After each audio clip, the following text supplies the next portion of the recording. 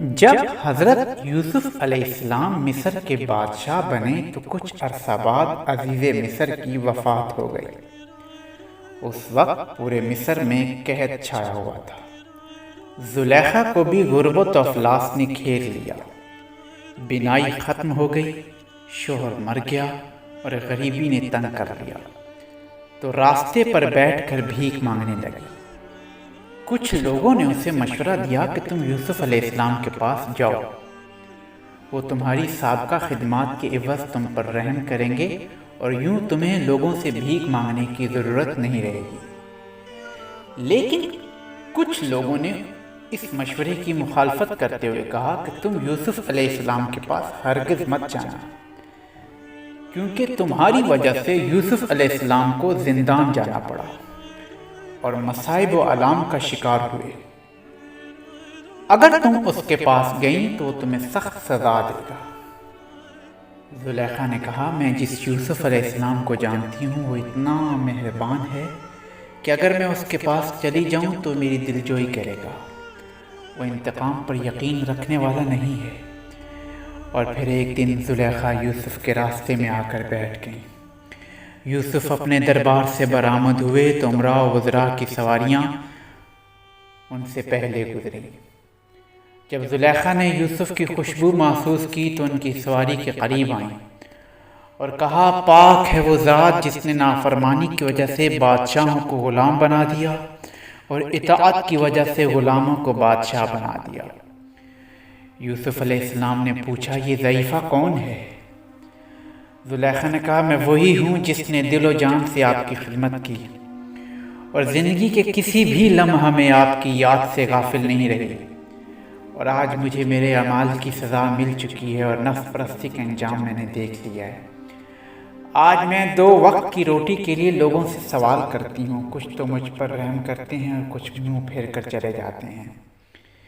ایک وقت ایسا بھی مجھ پر گزرا کہ میں ملکہ تھی اور آج مصر کی ذلیل ترین عورت ہوں۔ واقعی گناہ گاروں کی یہی سزا ہے۔ یہ سن کر یوسف علیہ السلام رونے لگے اور فرمایا کہ کیا اب بھی تمہارے دل میں میرے لیے عشق و محبت کے جذبات باقی ہیں؟ زلیخا نے کہا، مجھے اب بھی آپ سے اتنا عشق ہے کہ اگر ساری زمین سونے چاندی کی بھری ہوئی ہو تو میں وہ ساری زمین آپ کے دیدار پر قربان کر سکتی ہوں۔ یوسف علیہ السلام نے فرمایا، زلیخا تم مجھ سے اتنا عشق کیوں کرتی ہو؟ زلیخا نے کہا، آپ کے حسن و جمال کی وجہ سے۔ تو یوسف علیہ السلام نے فرمایا، اگر تو محمد صلی اللہ علیہ وآلہ وسلم کو دیکھ لے جو کہ مجھ سے بھی زیادہ حسن و جمال کے مالک ہیں اور مجھ سے زیادہ سخی ہیں، تو پھر تیرے دل کی کیا حالت ہوگی؟ زلیخا نے کہا، آپ سچ کہہ رہے ہیں۔ حضرت یوسف علیہ السلام نے فرمایا، جب تم نے انہیں دیکھا تک نہیں، پھر تم نے میری بات کی تصدیق کیسے کر دی؟ زلیخا نے کہا، آپ نے جیسے ہی محمد صلی اللہ علیہ وآلہ وسلم کا نام لیا، ان کی محبت میرے دل میں ٹھاٹھیں مارنے لگی۔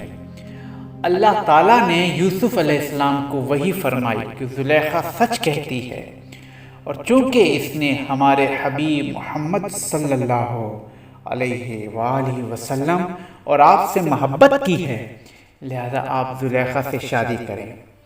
حضرت یوسف علیہ السلام نے زلیخا سے فرمایا، اگر تم چاہو تو میں تم سے شادی کر سکتا ہوں۔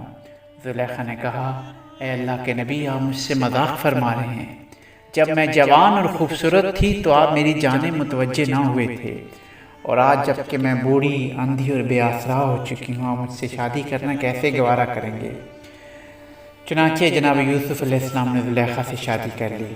شب عروسی یوسف علیہ السلام نے 2 رکعت نماز ادا کی اور خدا کو اس کے ایک اسم اعظم کا واسطہ دے کر دعا مانگی کہ پروردگارا زلیخا کو حسن و جوانی واپس مل جائے۔ دعا قبول ہوئی، زلیخا کو دوبارہ جوانی ملی اور قوت بینائی بھی لوٹ آئی، اور اسی طرح سے جوان ہوگی جیسے ایک عرصہ قبل زلیخا جوان تھی۔ اللہ تعالیٰ نے زلیخا کے بدن سے 2 فرزند افرایم اور فصیح یوسف علیہ السلام کو عطا فرمائے۔ زلیخا تادم مرگ آپ کی بیوی رہی۔ امید کرتا ہوں آپ کو ہماری یہ ویڈیو بھی اچھی لگی ہوگی۔ بہت جلد ایک اور ویڈیو لے کر حاضر ہوں گا۔ اللہ حافظ۔